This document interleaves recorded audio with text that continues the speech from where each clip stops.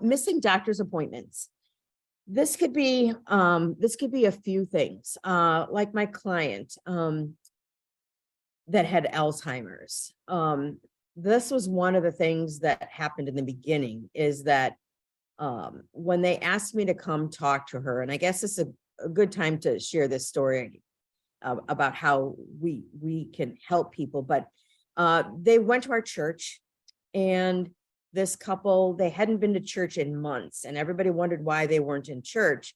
And so I got a phone call one day, and they said, Pam, can you come over to the house after church? It was a Sunday, and we'd like to talk to you about something. So I went over there, and she says, I've been diagnosed with Alzheimer's. I've been missing some doctor's appointments. I've always put them on the calendar. I was forgetting to put them on the calendar, and it's getting a little worse. The reason I haven't been in church is because I'm afraid that I'm not going to remember the names of my friends that I've known for years. And so it's embarrassing. She said, can you help me? I said, well, what would you like me to do? How would you like me to help you? And the husband piped in. He says, we know, that Alzheimer's is something that she will eventually pass away from. But I don't want her to go to a nursing home. I want her to stay home with me. That's my one wish, is please help her to stay home with me.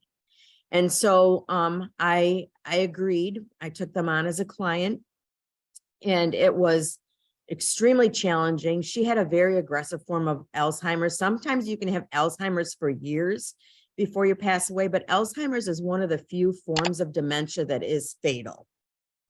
And it oftentimes there's Alzheimer's, Lewy body's dementia, but there's very few that it progresses to death.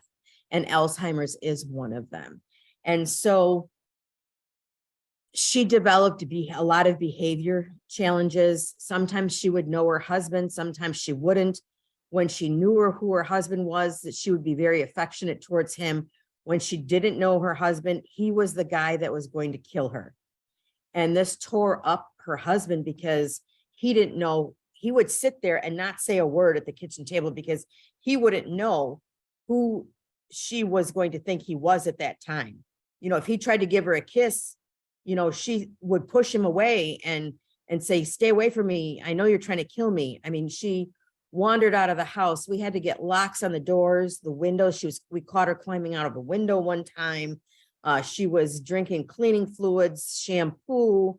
I mean, she had every horrible effect of that Alzheimer's that she could have had. And so we ended up with private caregivers, as well as a combination of a Share the Care. This is a program that Linda and I work with. It's a kind of a train the trainer program, but it's a program that involves church, community, family, friends that help donate time to spend with people. So we had the Share the Care program going. We had private caregivers, and we had caregivers through an agency, and we were able to provide 24/7 care for her as things progressed.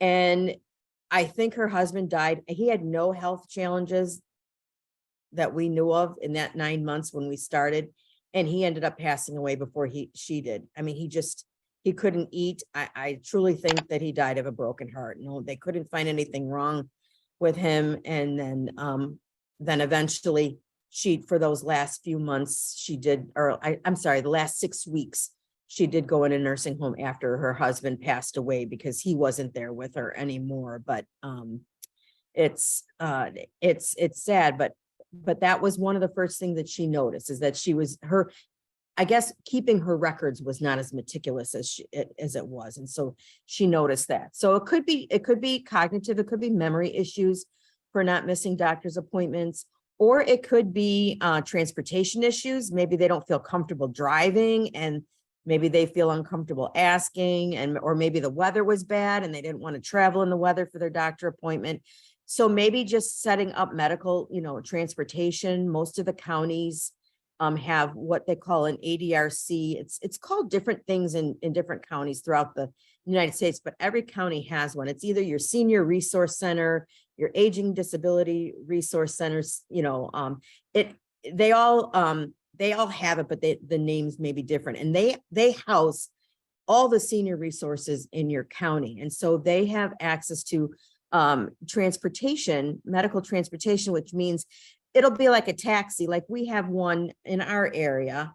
It's a taxi, but it's a van, and they can accommodate wheelchairs, and they don't charge any more than a taxi. So it's very affordable, but they can accommodate wheelchairs. So we always, that's the first thing when Linda and I work with clients, is that we, and this is what we do in the workshop. That's part of the workshop, is contacting the Aging and Disability Resource Center to see what services your aging parents may qualify for. And then we know what other resources we need to put in place. So that, again, is another part of the workshop that we do.